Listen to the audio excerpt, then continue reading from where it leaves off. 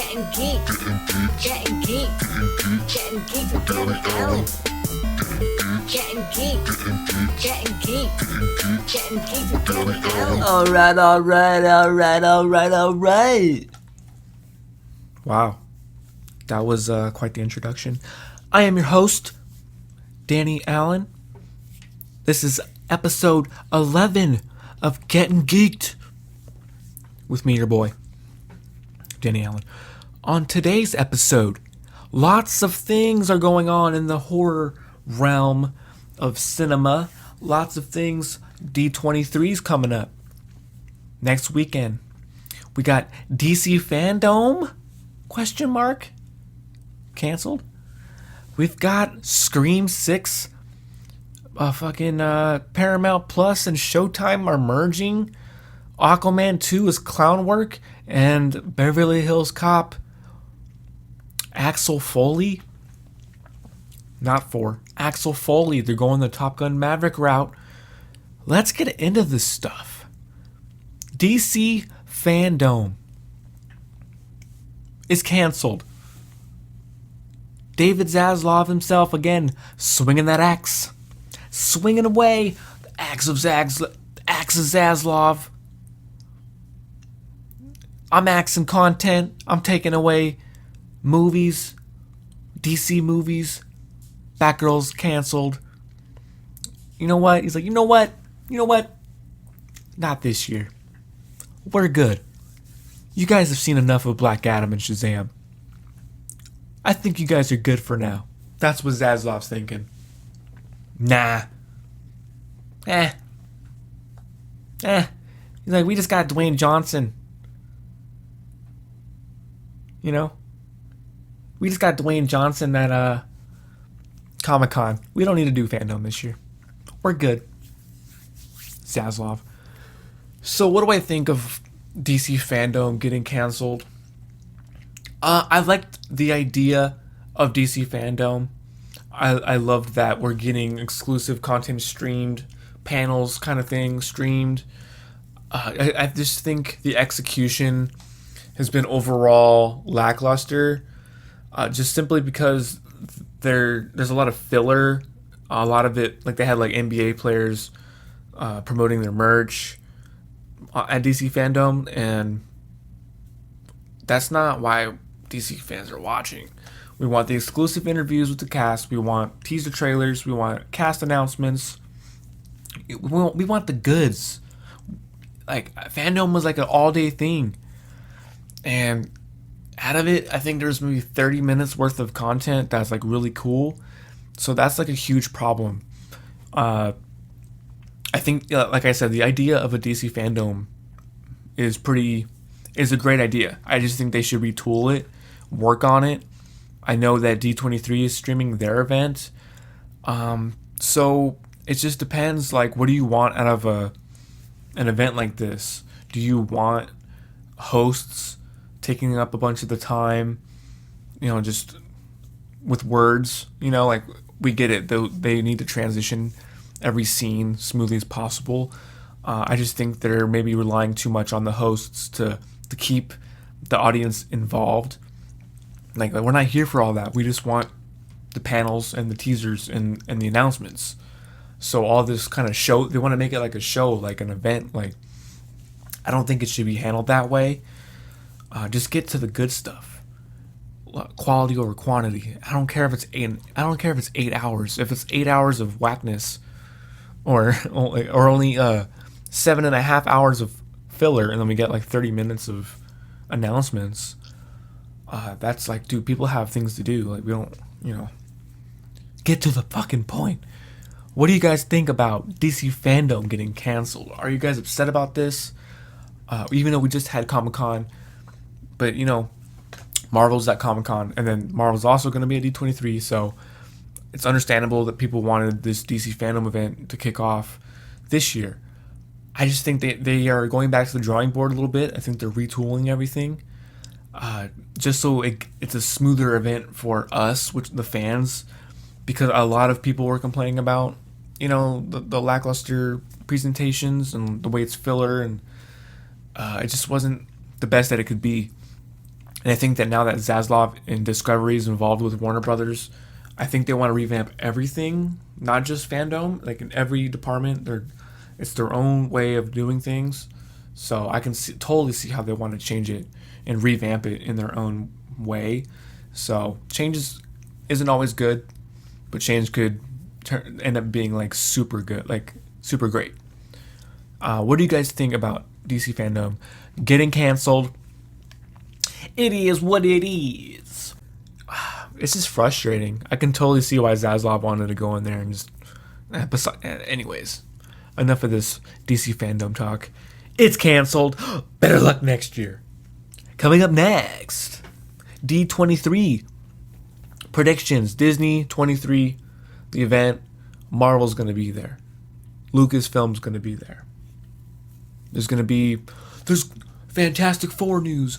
Oh, Reed Richards is getting announced. Oh, we're going to get Doctor Doom announced. Oh, we're going to get new Avengers announced. Oh, everybody's already like setting these standards. And listen, we got a lot of stuff announced at this past Comic-Con.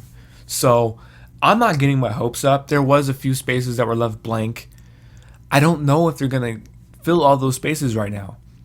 I don't think we need to know. Now, Fantastic Four, okay, that's one thing.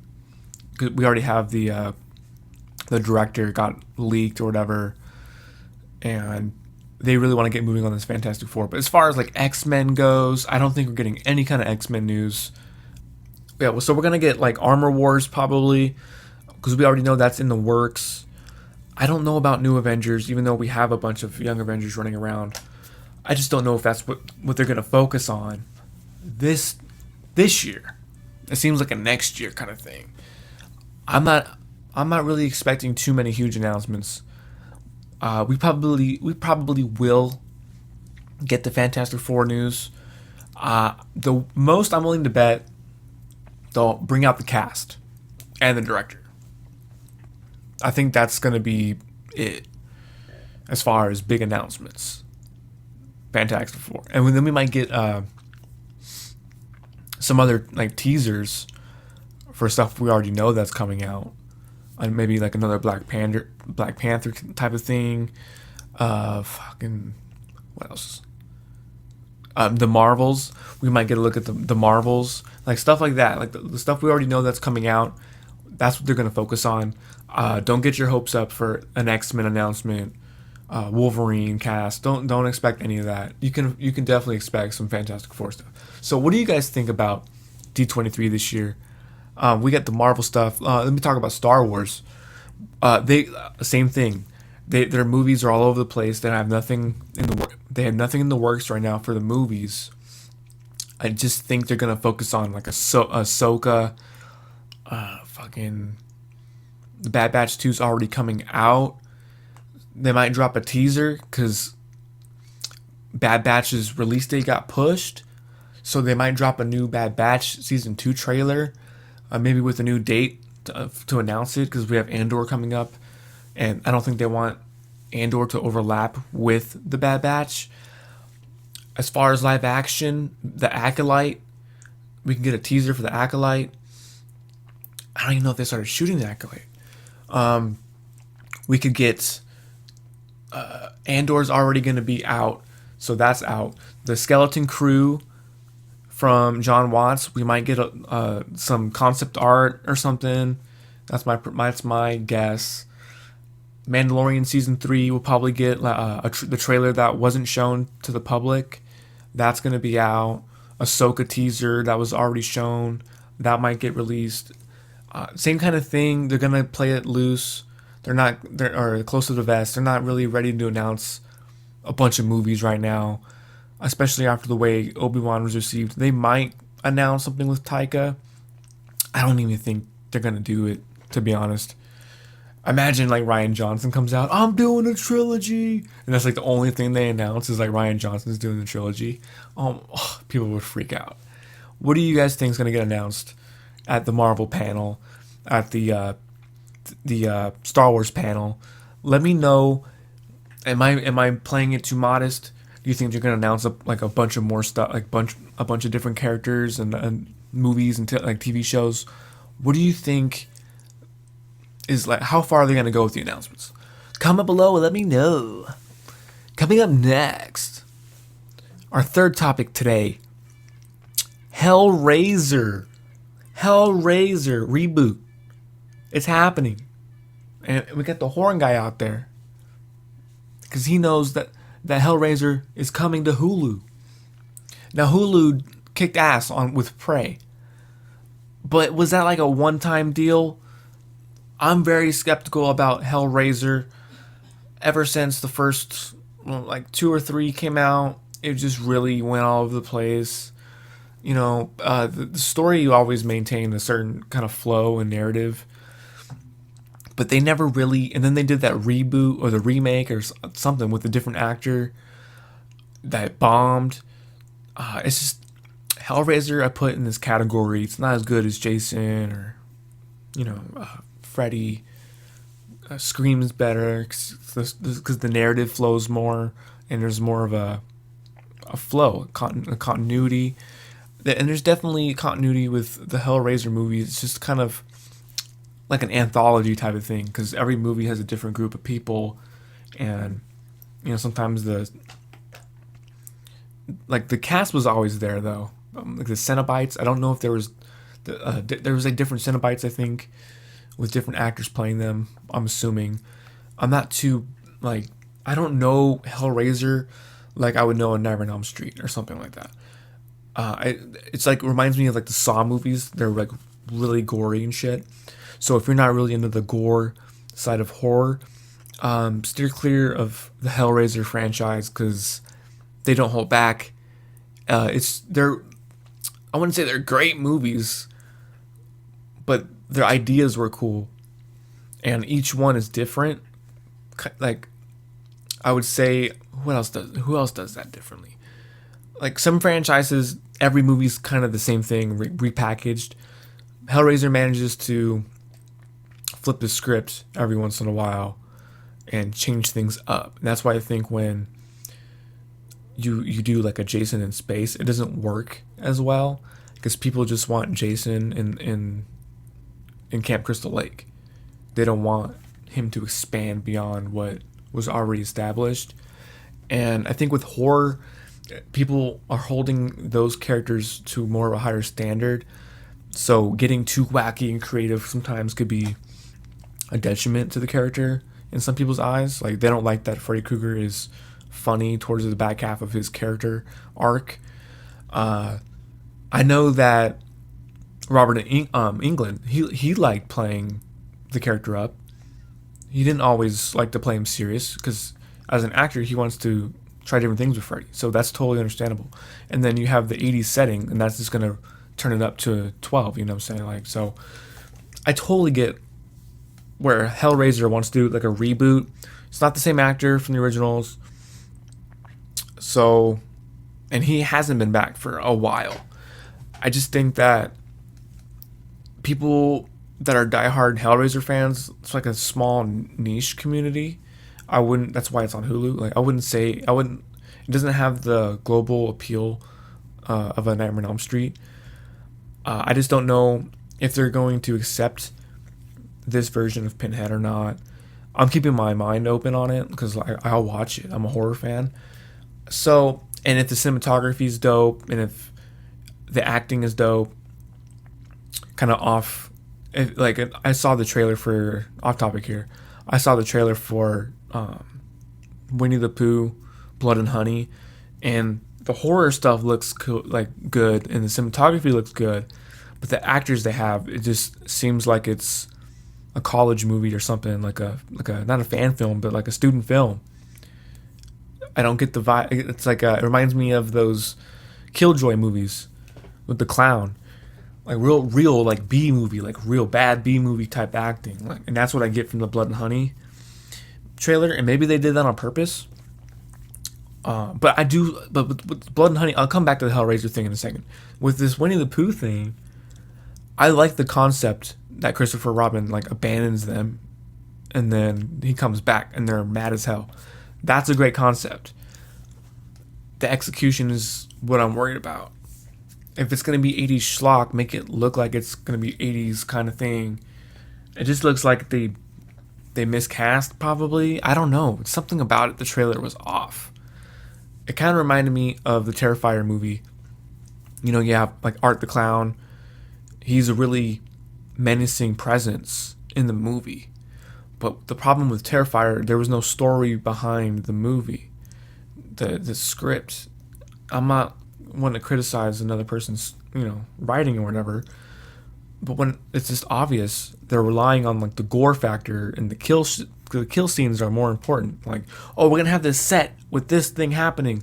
What kind of a story can we write around, like, into that set piece? So it's obvious that they were more focused on the set design and the horror element and the kill shots. But the whole story of it all, it just kind of seemed like a raunchy. It wasn't even like a horror film. It just, I don't know. It was just very gory to be gory. Like Hostel. I'm all over the place, guys. This is the horror chapter of the show. Like Hostel, super gory, super violent, but they had that creep factor, dude. Like these tourists going to the Netherlands, and they're staying at a hostel. They think they're on vacation, and then some fucked up shit happens to them. You're building that tension throughout the whole movie. Terrifier wasn't like that. At least, and then bringing it back to Hellraiser, the first Hellraiser was very small in scale, and then the second one, still kind of small in scale, but they're getting kind of the budget. You can tell the budgets were increased. I can't even speak. So, and then on and on, like depending on which Hellraiser movie you're talking about, they either have a small story or they're trying to do this grand scale type of thing, and you're either into it or you're not. It's kind of like Saw. You're either into that kind of gory stuff or you're not. So Hellraiser on Hulu. Are you a Hellraiser fan? What do you think about this reboot? They said it's canon to the other Hellraiser movies in universe. So they're embracing the lore, apparently. They're not running from it. What do you guys think? Are you excited? Is this going to be your favorite movie of the year? Comment below. Let me know. Coming up next, sticking with this horror theme. Lots of horror going on.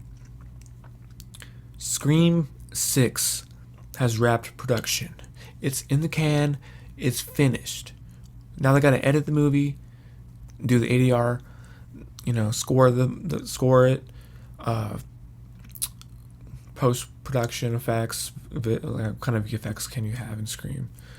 A lot of the last ones, the last movie, practical knives, real, like not real blood, like fake blood. Like they didn't use like CGI blood or anything. They try to go as practical as possible. So I'm super excited for Scream 6. It takes place in New York City, which is a first for Scream, which I love. Taking it outside of what Scream used to be, still keeping all that canon there, taking from the old, bringing things up to a new perspective. Most of the cast from the last one's coming back. Neve Campbell's not. She's on a press tour right now telling everybody that she got ripped off. Her castmates are working their hardest to make the best Scream 6 they can.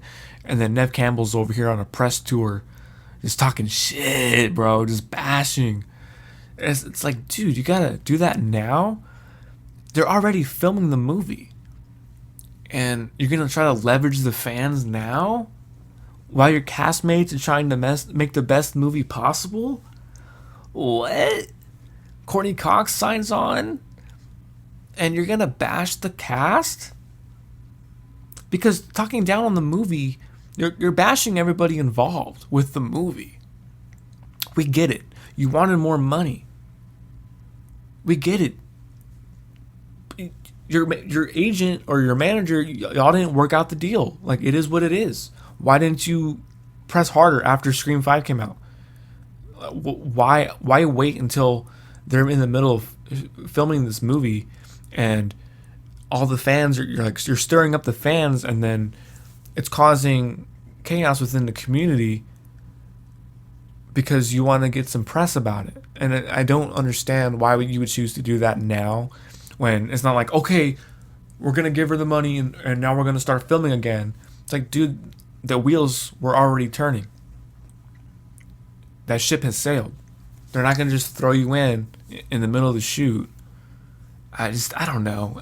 Because I like Nev as an actress. Dude, she was in all the Scream movies. Like, I get it.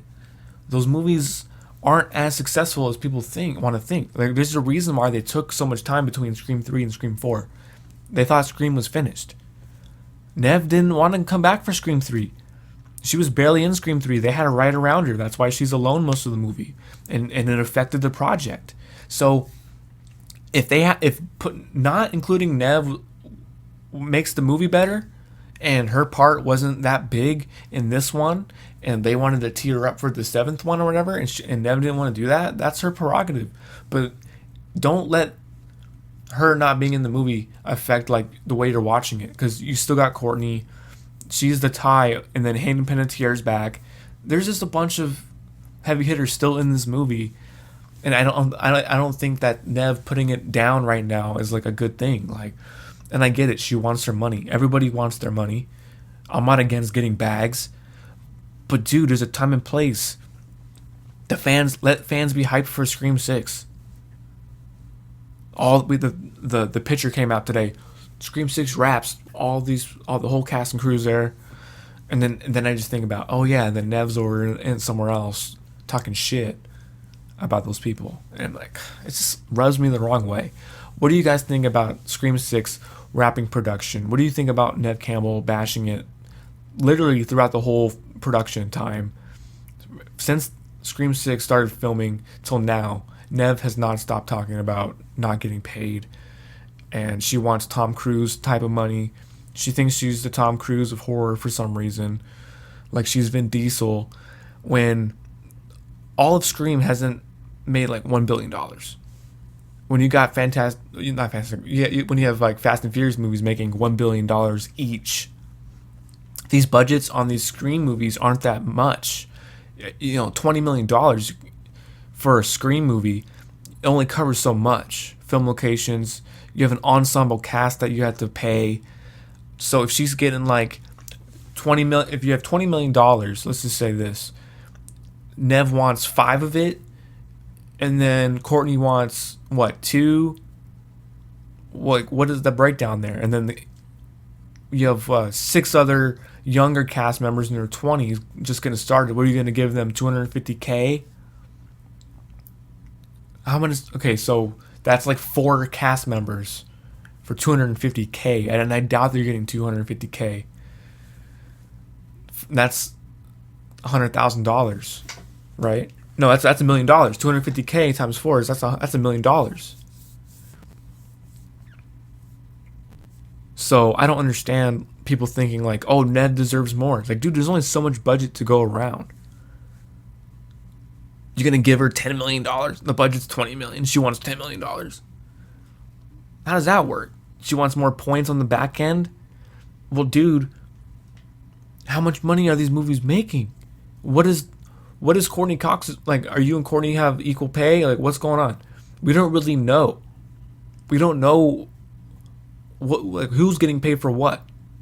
All we can go off of is the budgets of the movie, how much the movies make, and how much does it cost to market the movies. There's like all these factors, guys. There's a reason. There's a reason. $20 million, and that's probably low. It's probably like $50 million to make the movie. So I don't know. It rubs me the wrong way. I'm over here trying to do math. Scream 6 got me doing math, guys. What do you guys think about Scream 6? Comment below. Hit me up on TikTok. Let's talk about it. I'm trying to get my horror fans up. I like horror. I got a whole sleeve. I got tattoos, man. I'm tatted up. I'm yatty, bro. Horror fans. I'm getting the Ghostface tat soon. Well, I was supposed to. I love Scream. It's my favorite franchise. Next to Nightmare on Elm Street within the horror community. It's peak for me. Continuity in there is solid. There's like no recasting. Nightmare on Elm Street almost did it, but they recast the lead in part 4. Homegirl didn't want to come back. Patricia Arquette didn't want to come back for the next one, part 4, so they recast her. Other than that, Nightmare on Elm Street has the second close canon continuity as far as the lore goes. They don't retcon anything. They embrace everything, and that's why I don't like Halloween as much. Because they're afraid of their past. They want to like write around their history for some reason. Like, dude, there's a reason why people love these movies in the first place, and then you're gonna write around it. It doesn't make sense to me. Because, oh, my script's better. All these writers like, oh, but my take is better, and it warrants that I retcon everything else that's been established. Like, who the fuck are you guys? Like, you have the nerve. You think your writing is so much better that you're gonna erase how many other writers on that did Halloween each sequel? It's kind of like, yeah, our take's better, so everybody else doesn't matter. We're gonna alienate ourselves and put ourselves in this corner where everything else doesn't exist except the first movie. I get it, guys. There's a small piece of the horror community. They love. Only the first one was the best one. That's what they say. Only the first one was the best one. Then it got too crazy. Well, yeah, but that's why it's cool. It was in the 80s. Most of these franchises are like 80s franchises. Nightmare on Elm Street, Friday the 13th, Texas Chainsaw Massacre. That started in the 70s, but it went on through the 80s. Like, each one of those movies gets wackier and wackier. Everybody's like, oh, they're wacky. Like, it's more creative. The sets get more deep. Like, they put more detail in the movies back then, and now it's all CGI, and it's just empty. It's empty. Movies back then, even if they were bad, they were fun to watch because they put in effort. If you watch any of those making of movies from any horror franchise from the 80s, they put so much effort into the set design, costumes, makeup. That's why those movies are so peak. So yeah, I like the Nightmare on Elm Street franchise as a whole. Like, I'm not gonna say only the first one was better because it was the scariest one. No, dude, there's more to that franchise than the first movie. Same thing with Michael Myers. They fucking changed the whole thing. Now it's a cult, and they're ramping it up. Oh, he's only supposed to be the boogeyman in the shadows and the darkness. I get that. But after a while, do you just want the same shit over and over again? Or do you want these characters to grow and change and expand on what they really could be? It's just people are putting themselves in a box. And it's kind of frustrating because I want to like these franchises, and then you have stuff like Halloween, like, we're going to ignore these ones. And then they did that with H2O, granted. But I complain about that too. You have 6 fucking movies in the Halloween franchise. And then the 7th one, oh, Jamie Lee's coming back. So, she gets to pick. We're only going to focus on her movies. Danielle Harris carried 4 and 5. She doesn't get nearly the amount of respect that Jamie Lee Curtis does. And everybody knows that. So it's just a little frustrating because you have fractures. By doing that, by retconning and starting new timelines and whatnot, you're creating fractures within the fan base, and you're starting a war, basically. You're putting people against each other because that's ultimately what's going to happen. They're going to say, oh, this storyline's better than this storyline because blah, blah, blah.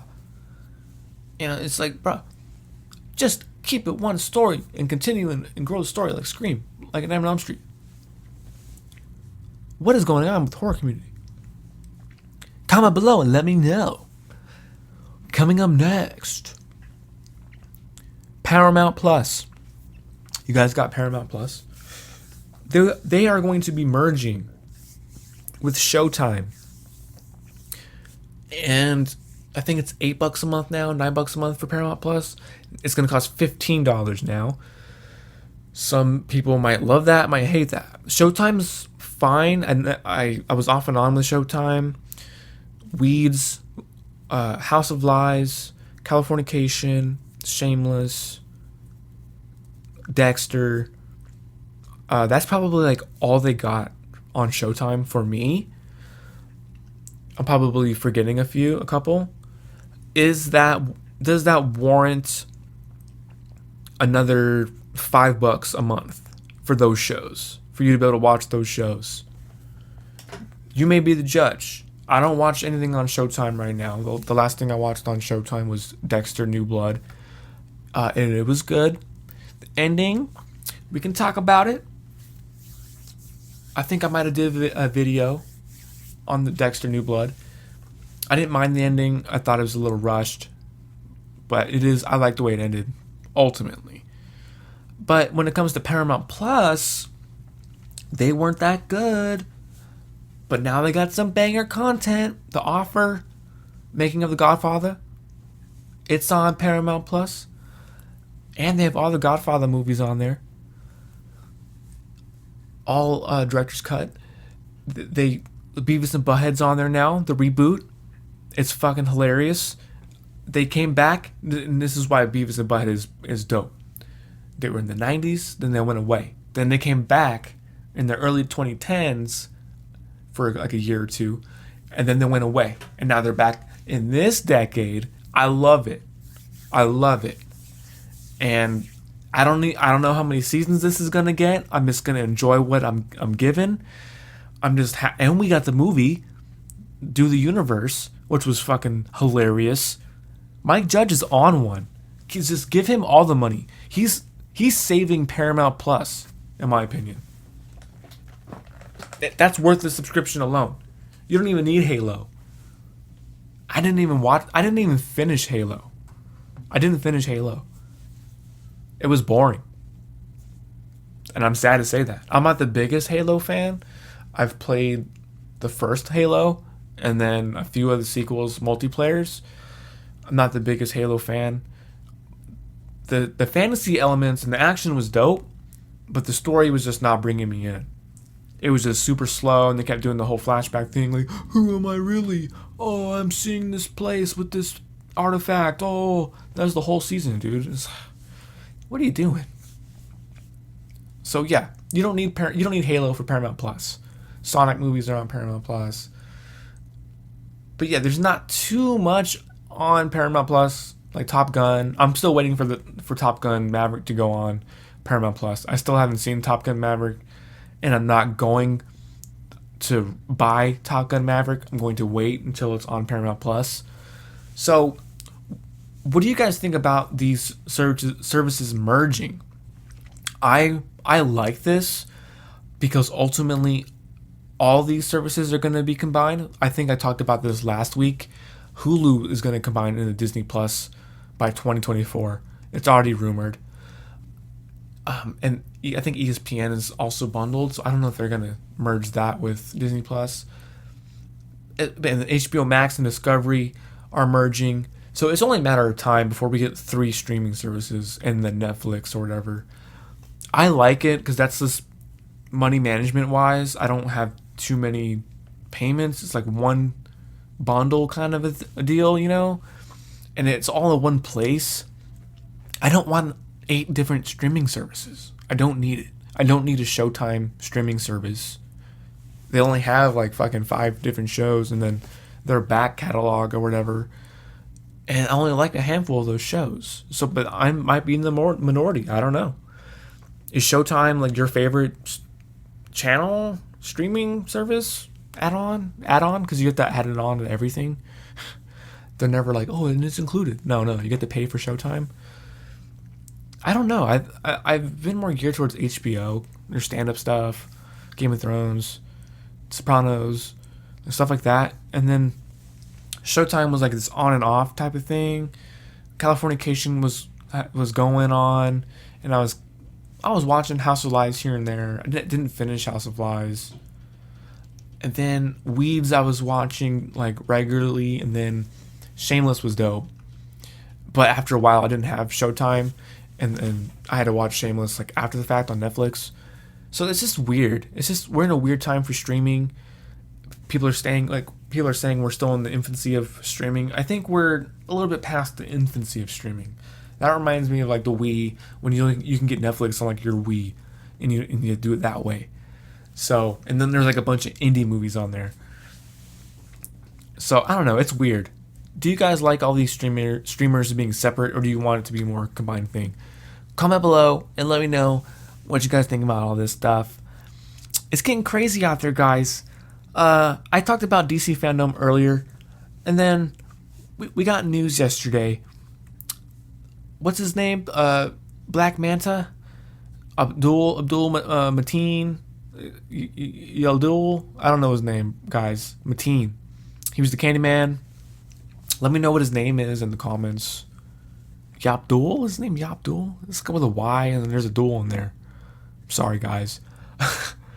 Anyways, he was asked about, he was talking about Aquaman 2 in the interview, saying like, listen, you know, he's kind of like reminding me of Martin Scorsese right now. He's like, these aren't really films.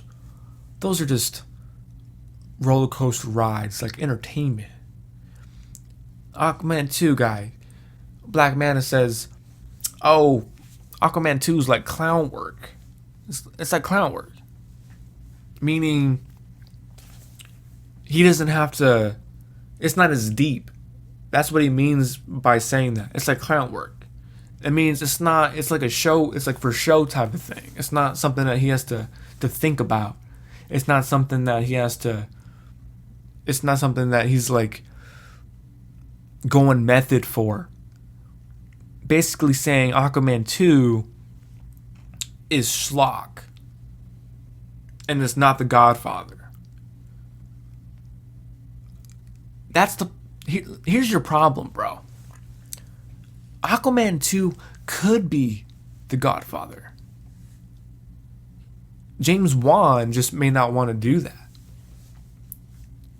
You look at Game of Thrones. You know how serious that is? Could you imagine an Aquaman, a Game of Thrones version of Aquaman? A throne? You literally have the throne of Atlantis. Right? Aquaman's brother, Ocean Master, wants the throne. There's like, it's Game of Thrones, guys. Aquaman is Game of Thrones. There's different kingdoms in the ocean. They're always at war with each other. And you're telling me it's clown work? Or maybe you're just treating it like clown work. I don't understand these perspectives. Like Taika making Thor Naked Gun parody, like scary movie type comedy. Thor is a god, bro, a Norse god. It should be like 300. Like that's how serious. Like if you see these movies on a dial, the end dial being Naked Gun, right? Or 300 style, you know, seriousness, cinematography, VFX. You could have some serious, like, lore establishing, like Lord of the Rings type, Game of Thrones type storytelling with Aquaman. But then you're reducing it down to clown work. And then he wanted to try to backtrack on his Twitter page, taking me out of context, or he's sharing GIFs or whatever. He's Jiffy Lubing not TikTok. He's Jiffy Lubing Twitter over here, trying to walk back his comments because he knows he fucked up by saying that. He probably had James Wan slide in his DM on Instagram like, bruh, I'm working hard as hell on this VFX right now for Aquaman 2, and you're saying it's clown work? Like we're fucking clown shoes over here? Well, we heard from Amber Heard's court case. Aquaman 2 is like a buddy comedy with Ocean Master and Aquaman. It's a buddy comedy. Take that as you will, guys. We could get Game of Thrones style Aquaman, or we can get fucking Starsky and Hutch Aquaman and Hutch, or Starsky and Aquaman Starsky origins. You guys are, the fans dictate the style and aesthetic that you're willing to accept. We had the Batman come out. drenched in rain, smog, darkness. The camera work alone in the Batman is better than half of these movies I've seen in the last 10 years. Easily. They took their time. They weren't scared to play things serious. It's like Seven. They took it serious. You're not having like slapstick comedy.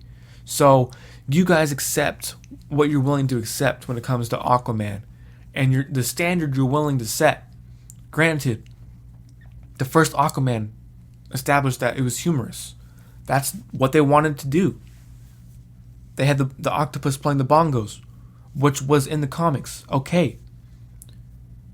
But ultimately, you could still have all that and treat it like Game of Thrones and be serious. The Godfather meets Game of Thrones in the sea. That's like the perfect Aquaman. 300, Game of Thrones in the ocean. Not Starsky and Hutch. It's up to you guys. Do you want a rush hour in the ocean? The only problem with that, guys, you don't have Jackie Chan as Aquaman. You don't have Chris Tucker as Ocean Master. You can't have Rush Hour in the ocean. Shit, you can't even have Starsky and Hutch in the ocean. And that's why Aquaman 2, in my opinion, should just take itself serious, man. Double down on the ocean. You know how scary the ocean is? It's terrifying. You don't know what's in there. Pitch black, dude. And they just want to do a buddy comedy. It's clown work. What do you guys think about this? Black Manta says Aquaman 2 is clown work. Is it clown work? Do you want a Godfather in the ocean? Comment below. Let's talk about it. I'm all for a humorous Aquaman, if that's what they want to do. But what's going on with your actors, guys? Why are they online saying it's clown shoes? Weird, dude. Weird. Why would you? What? Are you trying not to get? He's like, oh, I didn't get a solo movie, so now I'm gonna talk shit about this fucking thing. Fuck James Wan. Fuck Aquaman. No, he didn't say that. He didn't say that, guys. Just say that's probably what he was thinking. I don't know. I don't know anymore. Wow. Okay, coming up next in our final story of episode 11. Beverly Hills Beverly Hills Cap, Axel Foley, aka the triumphant return, Beverly Hills Cop 4. I'm gonna start off by saying this. People, I just found out about this a few years ago. People hated Beverly Hills Cop 3. Are you kidding me? Beverly Hills Cop 3 is the best one. Die Hard at Disneyland? Dude, I saw that. That was like one of the first movies I saw as a child. Like 6 years old, 5 years old. And I saw Axel Foley like tearing up the Disneyland in the underground parts with the costumes, like in the whole auto body shop introduction to the movie. Dude, that's like iconic, bro. To me it is. So when I found out people hate Beverly Hills Cop 3, dude, I was just like really disappointed. I was like, dude, that was my favorite. You ever been to a legal chop shop? I love Beverly Hills Cop 3. Oh my, I love it. I love it. Uncle Dave. Come on, bro. And then, okay, so why am I talking about Beverly Hills Cop 3? Because we're getting Beverly Hills Cop 4. There was video on some paparazzi channel on YouTube. They're filming the movie. And we see Eddie Murphy back in the fit, the Detroit Lions jacket. He's got his fucking his jeans on. I'm with it. You may not be too excited because of the way Coming to America 2 was. I didn't like it. But these are different people handling Beverly Hills Cop. So I am going to trust them. I'm going to trust Eddie. I doubt they're gonna retcon anything. I'm like, this is like one of my most anticipated movies now that I know it's in production. I didn't think we were gonna get this thing. It was supposed to happen a few years ago. I am stoked. Beverly Hills Cop 3, my favorite Eddie Murphy movie, straight up. Is Billy Rosewood coming back? I have so many questions. They need to bring back anybody that's still alive that was involved with Beverly Hills Cop, because I know people are getting older. I don't know who's dead, and I'm not going to look it up. Anybody who's still alive that was in Beverly Hills Cop 1, 2, or 3, they need to bring them back for the 4th one. It's just a once-in-a-lifetime thing that they're even doing this. This is the time to bring everybody back while they can. I'm serious. While they can. Get them there. Billy Rosewood, please do the movie. What's his name? Fast Times. Homeboy. Don't know his name. He's Billy Rosewood that worked... like, that's canon to me. Fast Times is a prequel to Beverly Hills Cop. Billy Rosewood's prequel origin is Fast Times at Ridgemont High. He's working at the burger shop in Fast Times. All that shit went down in the movie. Then he becomes Billy Rosewood in Beverly Hills. That's canon, guys. You heard it here first. Mind blown. I just blew all your guys' minds. Beverly Hills Cop 4, I'm doubling down. I will take that to the fucking grave. Beverly Hills Cop 3 is the best one. It's the best one. It's iconic, dude. It's iconic. Tell me why I'm wrong. Bet you can't. I bet you can't, bro. I bet you can't tell me why I'm wrong. Everybody knows Beverly Hills Cop 3 is the best one. I love it. Uncle Dave. Wow, guys. We had so much news today. I just want to thank you for listening and watching this podcast. Getting Geeked. It's just really swell when you guys tune into my podcast every week and listen to me rant for borderline an hour. I really appreciate it. And if you want more, check out geekedmedia.com. That's geekedmedia.com. Podcast info, fan art. We got